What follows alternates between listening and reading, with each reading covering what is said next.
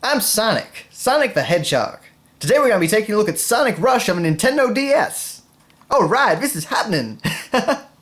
So, yes, we're going to be taking a look at Sonic Rush. Of course, this was the first Sonic game on the Nintendo DS. And, it's a bit of a mixed bag. It's probably one of the best Sonic games we had at the time. I know it was certainly responded to well, but in retrospect it has a lot of problems. Still a fun game at its core though, a very fun game at its basic gameplay.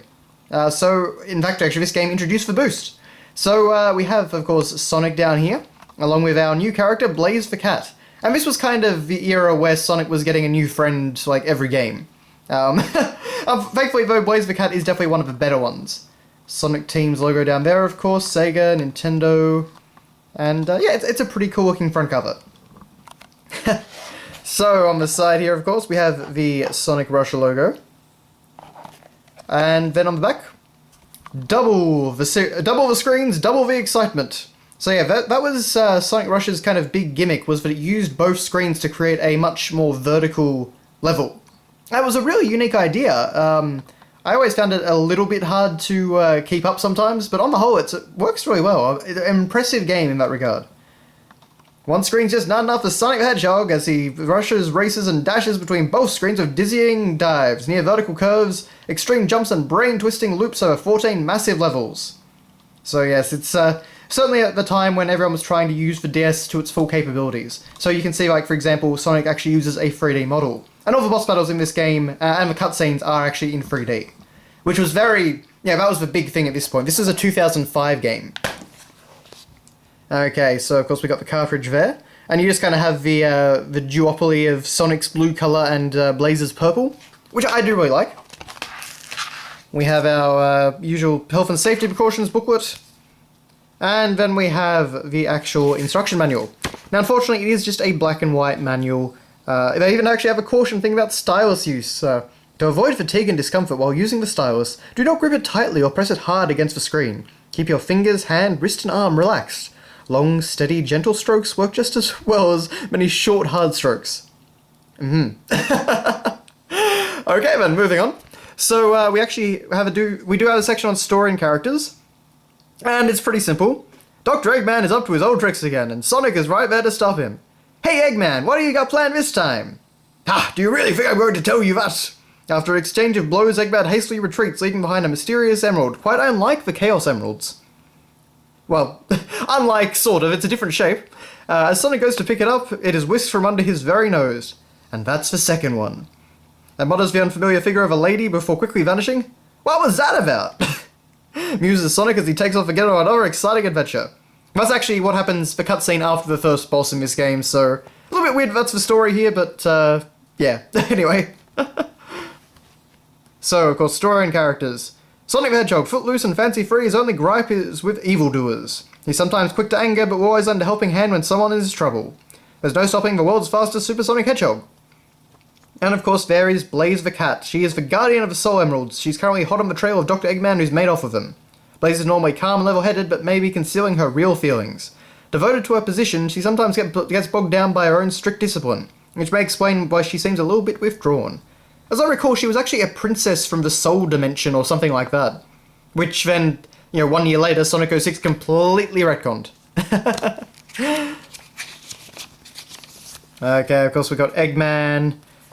We've got Eggman Nega, that was a big thing in this game with the sort of parallel universe characters.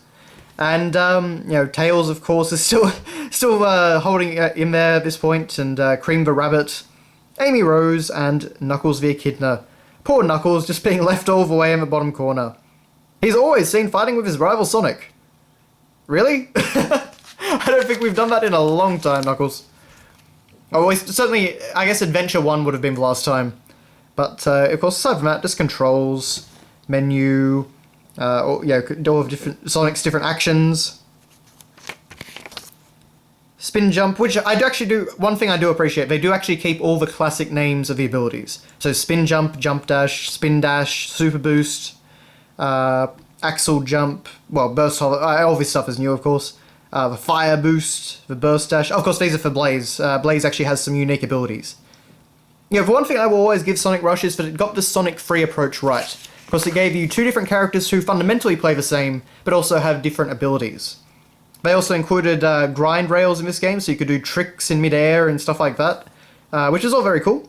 And that built up your tension gauge, which I think was what allowed you to boost. Yep, and you could do the super boost if you built up enough. The hop jump and all these sort of things. There was a lot of cool abilities in this game.